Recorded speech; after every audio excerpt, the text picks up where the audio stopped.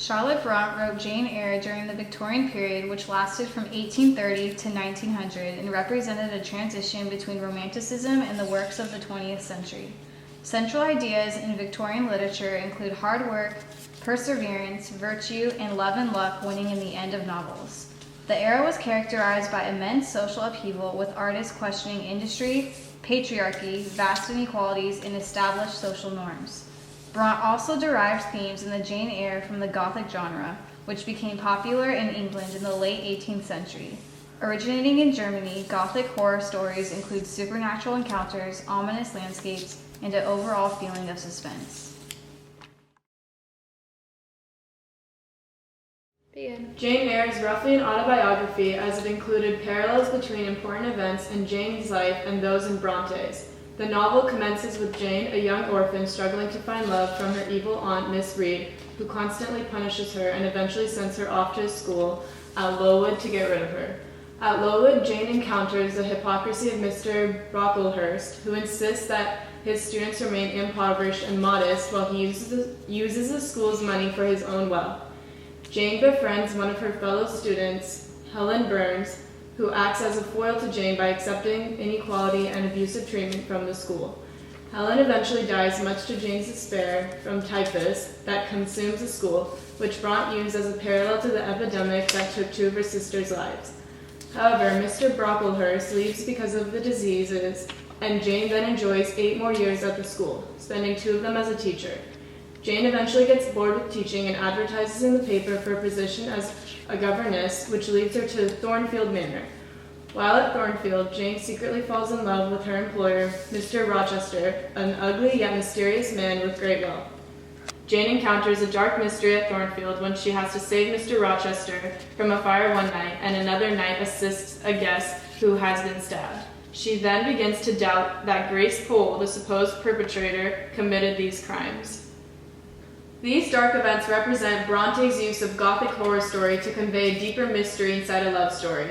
After Rochester surprisingly proposes to her instead of the beautiful Miss Ingram, Jane finds out on her wedding day that Rochester already has a wife who had gone insane and keeps her hidden in Thornfield, paying Grace Poole to look after her. Jane knows she cannot be with Rochester as long as he has a crazy wife, Bertha Mason, so she flees. Jane is forced to beg for food until Mary, Diana, and St. John from Moor House take her in and give her a teaching job. One day, St. John surprises Jane by telling her that they are cousins and that Jane's uncle has left her a £20,000 inheritance, which Jane splits with her 3 cousins. Jane refuses a marriage proposal from St. John as she realizes that she loves Mr. Rochester and cannot leave him when she hears him calling her name. Jane returns to Thornfield and finds the house to be burned down, but Bertha Mason dead and Rochester blind. She quickly rebuilds her relationship with him, and they marry as complete equals, as Jane now has a fortune. In this ending, Jane incorporates the Victorian themes of hard working paying off, love and luck winning in the end, and the challenge of social order through Jane rejecting patriarchy. Similar to Jane, an art movement during the time known as realism was also a protest against social norms. Through depicting the back-breaking labor of the lower class, the capability of women, and the value of hard work. One particular painting, Jean-Francois Millet, The Gleaners, like Jane Eyre, works to highlight the issues with social classes. As Jane Eyre struggles to be with Rochester due to her low social standing, challenges traditional views of women, as these women are seen as capable and hardworking just like Jane Eyre, and similar Jane Eyre works to depict reality as a reaction to Romanticism and the arrival of modern Impressionism.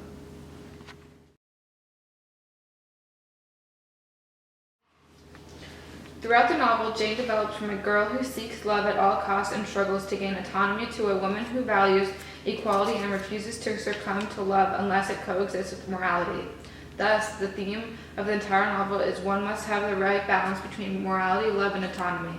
The novel begins with Jane hopelessly trying to get her aunt to love her with no effect, and Jane finds herself in a position where she would give up all morality and autonomy for love.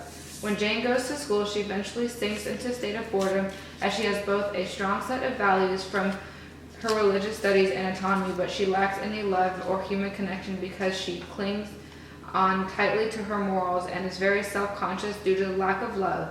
When she falls in love with Mr. Rochester after she arrives at Thornfield, she tells herself to, quote, draw and chalk your own picture faithfully without softening one defect, omit no harsh line, smooth away no displeasing irregularity, write under it, portrait of a governess, disconnected, poor, and plain.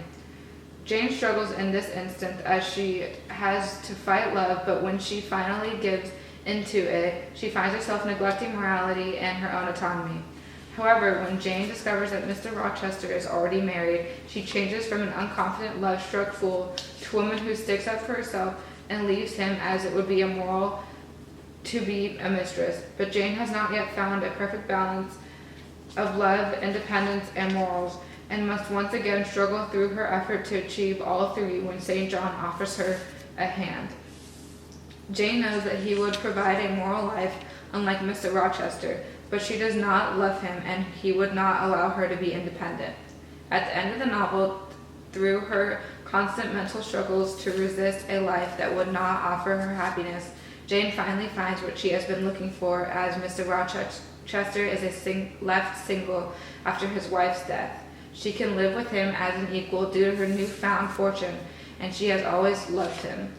In one of the last pages of the book, Jane tells the reader, quote, I have now been married 10 years. I know what it is to live entirely for and with what I love best on earth. I hold myself supremely blessed beyond what language can express, because I am my husband's life and fully as he is mine. No woman was ever nearer to her mate than I am, ever more absolutely bone on his bone and flesh of his flesh. Jane thus develops from a woman who could not find the balance between love, independence, and a strong moral compass to a woman who struggles to gain all three, left her in a marriage of equality, happiness, and moral purpose. Jane's struggles through her love life relates closely to that of Frida Kahlo, a famous Spanish surrealist who longed for a marriage with Diego Rivera that included mutual respect, a deep connection, and what it means sacrificing her own independence.